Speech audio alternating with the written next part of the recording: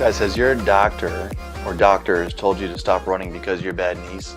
My name is Dr. Chad Coons, and I'm a clinical sports and performance doctor that is urging you to continue to try to fight the good fight so that you guys can continue to run no matter what, even as you get older. I know that might sound a little glamorous, but it's true. And the reason that we can have such confidence, particularly for the knees, is that the knees are simply a victim between the above and below joints. Guys, if you've had ankle sprains, if you've had ankle problems, if you've had hip problems, heck, if you've even had back problems, guess who you're leaving out to dry? That's right, your knees. So you really have to have a running assessment. You really do. I mean, we need to know how the heck you're running, how you're absorbing energy, right? I think the other question here, we don't really have to get into it too much today, but are you a heel striker? Are you a forefoot striker? Have you had any injuries recently that are changing the way that you're running? And from a bottom-up strategy, are you one who's flat-footed, right? So you would see kind of the inside of the arch go down. If you're flat-footed, that a lot of times can put pressure on the inside of your knee, okay? Whereas if you're, and this is a problem too, most people don't think about it, but if you have an excessive arch, all right, and your foot sits way up, that can actually cause a little bit more of problems on the outside of the knee.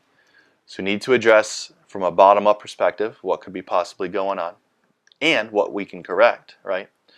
And we also have to address what's going on at the hips. I'm sure you, if you're a runner and you really kind of looked up your homework, you probably know how important the hips are. And guys, let me just say this. The glute max is the only triplanar motion, right? Triplanar, meaning it does extension, abduction, and external rotation. It's the only muscle that does all three. 1, 2, 3. And I tell you what, that is probably, if not the most important muscle for you to get familiar with and to target and to work with, because it helps so many ailments.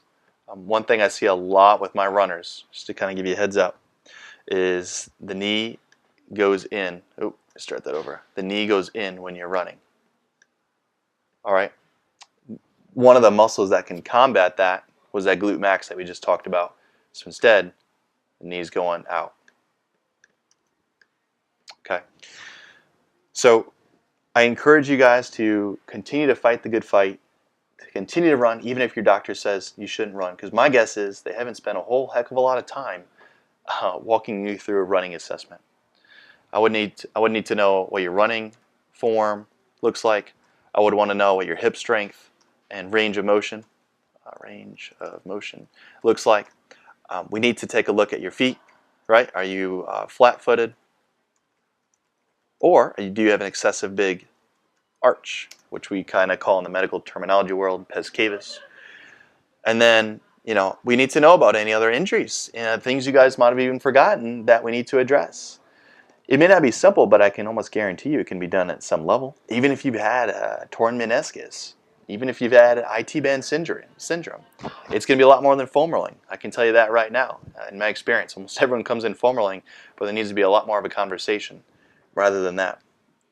So again, my name is Dr. Chad Coons, and I'm just an optimist that you guys can get back to running and doing the things you need to. Will it take time? Sure. Will it take effort? Absolutely. But I think it can be done, and I think it just starts with a sound mindset, as the knees are just a victim between the above and below joints. Hope that helps, guys. Thank you so much.